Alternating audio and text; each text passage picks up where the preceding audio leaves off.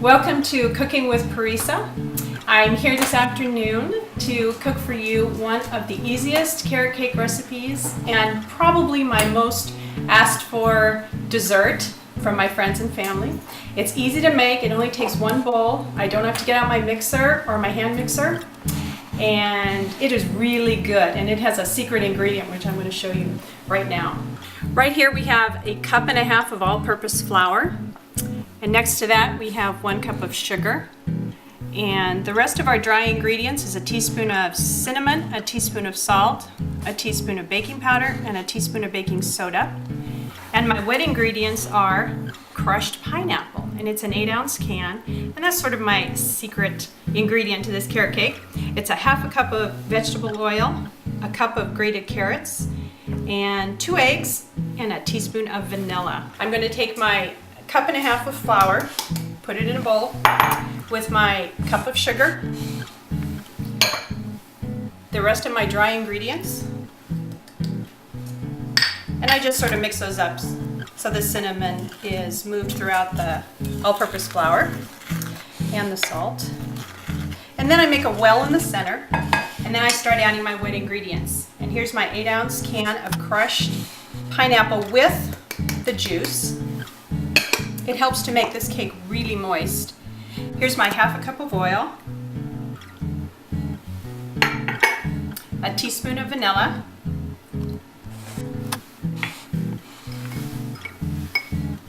and my 2 eggs.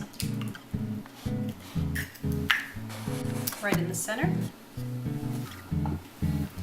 Now you only need a spoon for this. The less you work the flour, the better the cake is, the lighter it is.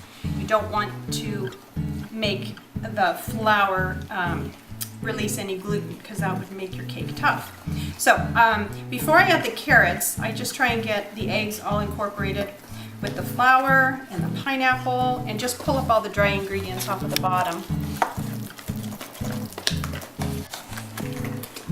And now I'll add the cup of carrots. See, I told you this was easy. The crushed pineapple brings such a sweet taste to the carrot cake. People don't even know it's in it. So now I'm going to come over here to my pan, and this is cooked in a square pan. Of course you could do whatever you like, and I have a variation I'm going to show you later. So I just spray the sides with a little nonstick cooking spray.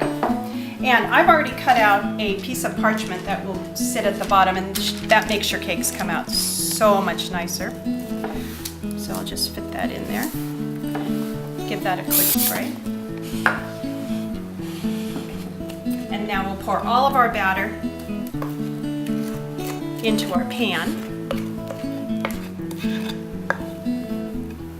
And I have a spatula over here, so I like to get every last bite into this pan. There we go.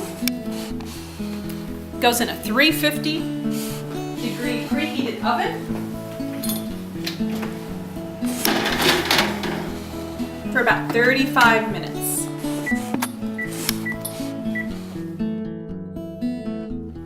Our cake has been in the oven for 35 minutes, and it's all finished. It's got a nice golden brown top. Set it right here, and we're going to let it cool. Now, I didn't use a toothpick to tell me that the cake was ready, because I know it is because it's pulled away from the side of the pan. And I also know it's ready because when I touch it, it bounces back. Now, we're going to make the cream cheese frosting that goes on the top of it. What would carrot cake be without the cream cheese frosting?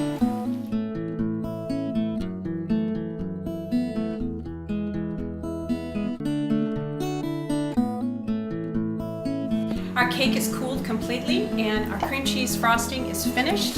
So I'm just going to take a minute to frost the top. This is more like a rustic cake, so I'm not going to do the sides. I'm just going to give a nice top. This is what it looks like finished.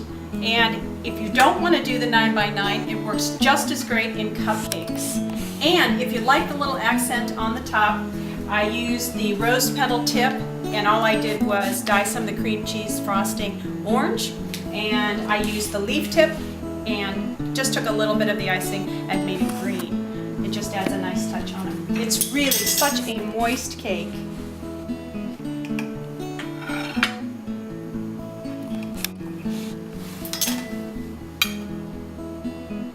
Well, thanks for watching Cooking with Parisa again. And I'm going to have a bite of this cake because I can't stand it. It's warm and the cream cheese frosting is just fabulous.